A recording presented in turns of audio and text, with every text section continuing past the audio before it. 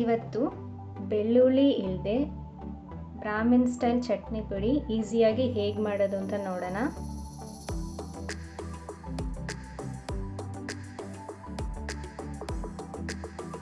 First ಒಂದು ಪ್ಯಾನ್ಗೆ 1 cup ಅಷ್ಟು ಕಡಲೆಬೇಳೆ ಹಾಕೊಳ್ಳೋಣ. ಅದು ಚೆನ್ನಾಗಿ ಲೋ ಫ್ಲೇಮಲ್ಲಿ ಇಟ್ಕೊಂಡು ಫ್ರೈ ಮಾಡೋಣ.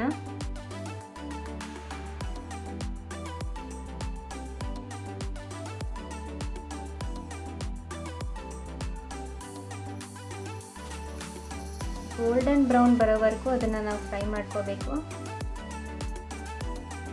ಫ್ರೈ ಆದಮೇಲೆ ಅದನ್ನು ಒಂದು ಪ್ಲೇಟ್ಗೆ ಟ್ರಾನ್ಸ್ಫರ್ ಮಾಡೋಣ.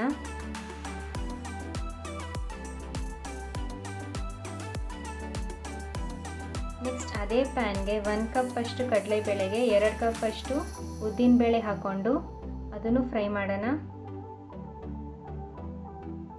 ಸ್ವಲ್ಪ ಆಯಿಲ್ ಹಾಕ್ಕೊಂಡ್ರೆ ಬ್ಯಾಡ್ಗೆ ಮೆಣಸಿನ್ಕಾಯಿ ಇಲ್ದೇನೆ ನಮಗೆ ಚೆನ್ನಾಗಿ ಕಲರ್ ಬರುತ್ತೆ. ಇದನ್ನು ಸಹ ಲೋ ಫ್ಲೇಮಲ್ಲಿ ಇಟ್ಕೊಂಡು ಗೋಲ್ಡನ್ ಬ್ರೌನ್ ಬರೋವರೆಗೂ ಫ್ರೈ ಮಾಡ್ಕೊಳ್ಳೋಣ.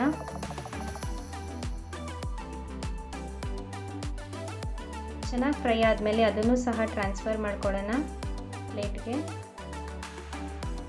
ನೆಕ್ಸ್ಟ್ ಅದೇ ಪ್ಯಾನ್ಗೆ 2 ಸ್ಪೂನ್ ಅಷ್ಟು ಬಿಳಿ ಎಳ್ಳನ್ನು ಹಾಕ್ಕೊಂಡು ಅದನ್ನು ಫ್ರೈ ಮಾಡೋಣ.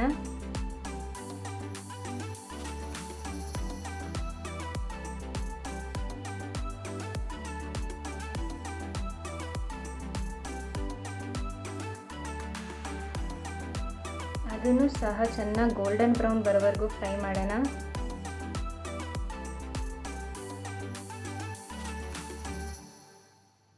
ಗೋಲ್ಡನ್ ಬ್ರೌನ್ ಬಂದು ಚೆನ್ನಾಗಿ ಫ್ರೈ ಆದಮೇಲೆ ಅದನ್ನು ಸಹ ಪ್ಲೇಟ್ಗೆ ಟ್ರಾನ್ಸ್ಫರ್ ಮಾಡ್ಕೊಳ್ಳೋಣ. ನೆಕ್ಸ್ಟ್ ಅದೇ ಪ್ಯಾನ್ಗೆ ಒಂದು 20 ಒಣಮೆಣಸಿನ್ಕಾಯಿ ಹಾಕ್ಕೊಳ್ಳೋಣ.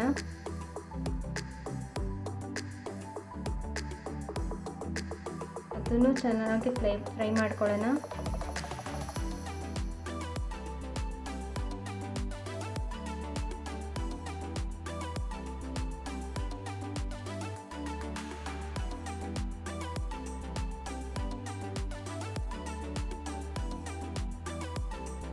ಅದು ಚೆನ್ನಾಗಿ ಫ್ರೈ ಆದಮೇಲೆ ಪ್ಲೇಟ್ಗೆ ಟ್ರಾನ್ಸ್ಫರ್ ಮಾಡ್ಕೊಳ್ಳೋಣ.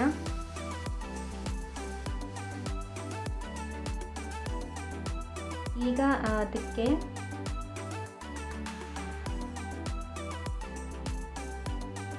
ಸ್ವಲ್ಪ ಇಂಗು,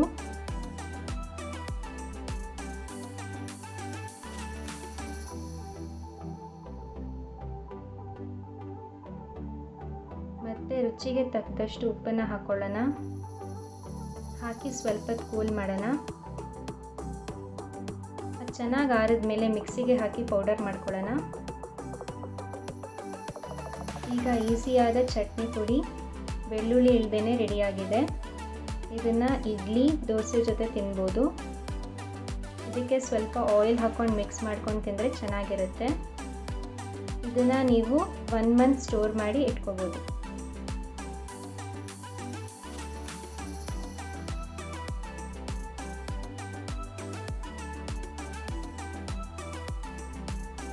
For more cooking videos, follow and subscribe Sadhana's vlog. Thank you.